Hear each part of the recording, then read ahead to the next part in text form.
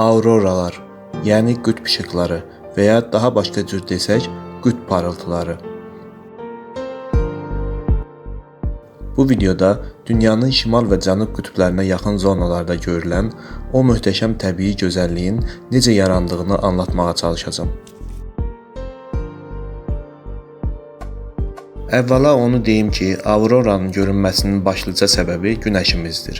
Yəni, bilməliyik ki, əgər günəş olmasaydı, bu füsunkar təbiət hadisəsini də heç vaxt izləyə bilməzdik. Ancaq aurora işıqları bu qədər gözəl görünsə də, işin arxasında baş verənlər heç də görüntüsü kimi yaxşı deyil. Bildiyiniz kimi günəş bizim üçün daima istilik və işıq mənbəyi olub. Ancaq günəş həm də zərərli şüalar və radiasiyalar yayır. Biz canlılar yerin ətrafındakı maqnit sahəsi sayəsində günəşdən gələn ən zərərli şüaların təsirindən qorunuruq. Bu arada onu da qeyd edim ki, dünyamızın maqnit sahəsi və onun var olma səbəbi haqqında videoda yaxında gələcək. Əgər yeni gələcək videolardan xəbərdar olmaq istəyirsinizsə, kanala abunə olub bildirim çanını aktiv etməyi unutmayın. Günəşdə davamlı partlayışlar olur və bu partlayışlar nəticəsində Günəşdən kosmosa böyük miqdarlarda zərərli radiasiyalar saçılır. Günəş parlaması adlanan bu partlayışlar böyük plazma kütlələrinin kosmosa atılmasına da səbəb olur. Günəş parlamaları günəş küləklərini yaradır. Həmin küləklər də kosmosda yüksək sürətlə hərəkət edə bilən radioaktiv hissəcikləri, yəni sərbəst elektronları və protonları dünyaya doğru itir. Yüklənmiş zərrəciklərin qarşısı yerin maqnit sahəsi tərəfindən alınsa da, bəzi hissəciklər atmosferə daxil olmağı bacarır. Atmosferə girən hissəciklər həmin anda buradakı qaz molekulları ilə toqquşur. Aurora adlanan bu möhtəşəm işıq şouları da Günəşdən gələn yüklü hissəciklərin yer atmosferindəki oksigen və azot qazları ilə toqquşması nəticəsində əmələ gəlir. Dünyamızın atmosferi daha çox azot və oksigen qazlarından ibarət olduğu üçün atmosferə daxil olan radioaktiv hissəciklər əsasən bu qazların molekulları ilə toqquşurlar. Bu toqquşma zamanı enerji qazanan molekullar normal enerji səviyyəsinə qayıtdıqda fotonlar, yəni işıq hissəcikləri yayır.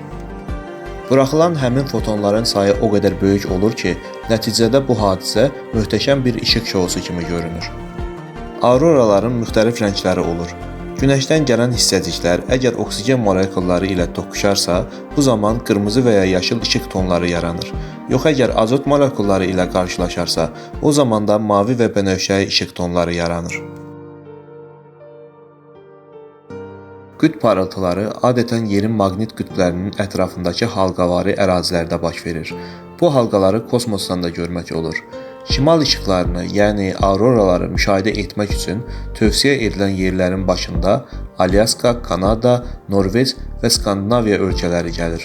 Cənub işıqlarını isə müşahidə etmək üçün Avstraliya və ya Yeni Zelandiyaya getmək lazımdır. Həmçinin onu da deyim ki, auroralar tək dünyada yox, başqa planetlərdə də baş verə bilər. Bunun üçün həmin planetlərin də maqnit sahəsi olmalıdır ki, Günəşdən gələn zərrəcikləri qaytara bilsin. Günəş sistemimizin qaz nəhəngləri olan Yupiter, Saturn, Uran və Neptun güclü maqnit sahələrinə malik olduqları üçün auroralara malikdir. Ancaq onların rəngləri və formaları yerdəkindən fərqlidir. Çünki bu planetlərin atmosferindəki qazlar yerdəkindən fərqli olur. Ümid edirəm hələ çox uzun illər insanlar qütb parıltılarını elə qütblərdə və ora yaxın yerlərdə müşahidə edərlər. Çünki auroraların qütblərdən ekvatora doğru irəliləməsi, yəni görülməsi əslində elə də ürəkaçan bir hadisə olmazdı. Əgər həmin işıqları hər hansısa gün səmaya baxarkən bizlər yaşadığımız yerlərdə görsək, bu o deməkdir ki, Günəşdə çox güclü maqnit partlayışı baş verib. Bu da dünyamız üçün heç də yaxşı nəticələrin olmayacağını göstərən ilk işarələrdən biri olardı. Yekunda hər birinizə həyatınızda bir dəfə də olsa bu möhtəşəm və füsunkar təbii işıq paradını görməyi arzu edirəm. Yeni videolarda görüşənədək təşəkkür.